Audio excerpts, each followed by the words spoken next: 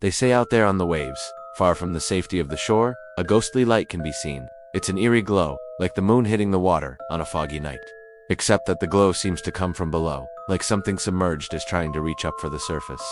Fishermen speak of it in hushed tones. For those who have followed the light down say they saw entire cities beneath the water before the ocean swallowed them whole. So turn back now if you'd rather not hear this tale of sorrow and woe. And don't blame me when you find yourself following the song. It was many years ago, but still the old fishermen tell the tale of when the lantern first appeared. They were used to the dark nights at sea, the cold spray, and the endless dark.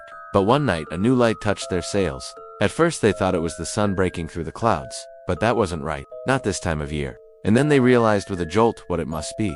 The light came from below. It glowed like a fallen star, a beacon in the black, and some said it looked like the eye of a beast peering up from its watery grave. And so the men began to fear, for no one wanted to be caught in the clutches of whatever had risen from the deep. They dropped anchor and pulled in their lines, preparing for a long night at sea, hoping to weather it out. But the wind shifted, and the light grew brighter, larger. The men could stand it no longer, and began to urge their ships forward. Each man wanted to get away from the other, afraid of being trapped together with whatever horror awaited them in the darkness. But once they passed the point of no return, each captain knew he'd made a terrible mistake. The glow was coming from a great city, a place of palaces and spires, all lit by the light within. No ship had ever sailed these waters before. No man had ever laid eyes on this wondrous sight, and yet the beauty was too much for them to resist. The sailors urged their ships closer. Wanting to see more, they'd left their families and loved ones on the shore to brave the dangers of the sea. What were a few more miles? They'd risked storms and shipwrecks to catch a glimpse of paradise, and now that paradise was theirs for the taking. The sailors forgot their fears. They forgot about the light and the beast. All they could see was the wonder and beauty surrounding them. There was music drifting from the city, beautiful and haunting, like nothing the men had ever heard. The notes seemed to call to them, promising wonders beyond compare. But all who heard it became entranced and soon forgot their purpose. As the first rays of dawn crept over the horizon, the captains knew they had to pull back. They couldn't risk being caught in the open sea when the day was done, but it was too late. The spell had taken hold. The sailors turned to flee, but their anchors had been cut, and their ships were adrift. The wind snatched at their sails, driving them toward the beckoning light. The men struggled against it, but it was no use. The city drew them in like a moth to a flame, until one by one, each ship succumbed to its power and crashed into the depths. Some say they saw strange creatures swimming toward them from the depths, pale and gaunt with eyes that glittered like jewels. Others say they saw the faces of drowned men reaching up from the water, begging to be saved. But none could say for sure, because as the city drew them down, all was lost to the deep.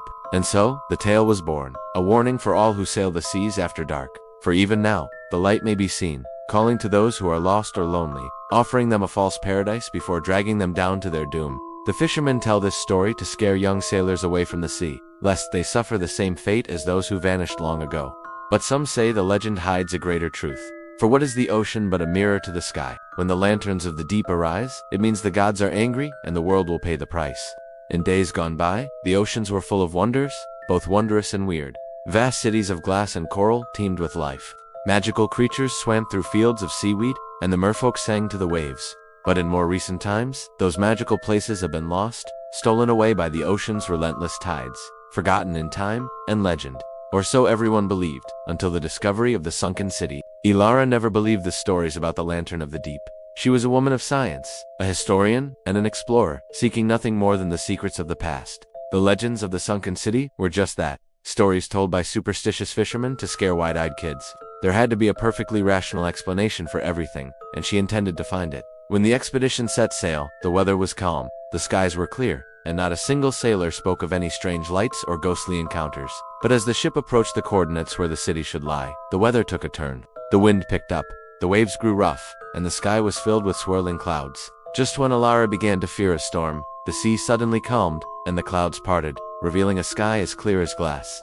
And right before their eyes, the water shimmered and split open, revealing a magnificent city beneath. From where the ship sat, they could see tall coral castles adorned with glowing anemones, and fields of seagrass waving in the current. Schools of silver fish darted between the buildings, and strange, beautiful creatures floated past, their bodies like stained glass windows, letting the light shine through. Then as quickly as it had appeared, the opening closed and the sea became calm once more. Had they imagined it all? Was the city just a figment of their weary minds? Or was there truly a magical place hidden beneath the waves? As the days passed without any sign of the underwater city, Ilara began to think it had been a trick of the light, a mirage on the sea. But then the nightmares began.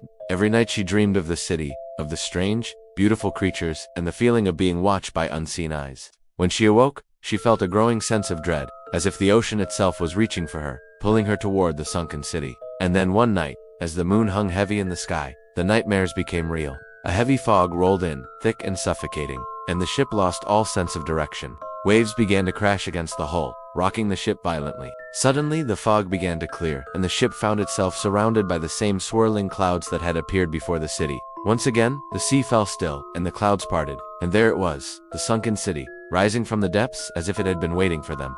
This time, though, the entrance was wider, beckoning them closer, and Alara knew she had to act. If she didn't do something, the ship would sail right into the trap and vanish beneath the waves. She raced to the deck, grabbed the ship's wheel, and slammed it hard to the side, turning the ship away from the opening. The sailors gasped in surprise, but followed her command without question. The ship lurched, sending waves crashing across the deck. The crew struggled to keep their balance as the ship fought against the unseen force trying to pull it down. With a final mighty lurch, the ship broke free of the current and shot away from the city, crashing through the waves. The sailors cheered, believing they'd escaped the wrath of the ocean, but Alara knew better. As she watched the city disappear beneath the waves, she could feel the ocean's disappointment like a physical blow. They'd escaped this time, but the sunken city would wait for them, biding its time until they would make the fatal mistake of sailing too close. For the Lantern of the Deep doesn't lure just anyone. It seeks those who've lost their way, those who've given up hope, and it offers them a chance at redemption. The city isn't a trap, nor is it a curse. It's a gift. A gift to those who've lost everything, a place where they can start over, a place where they can finally be free.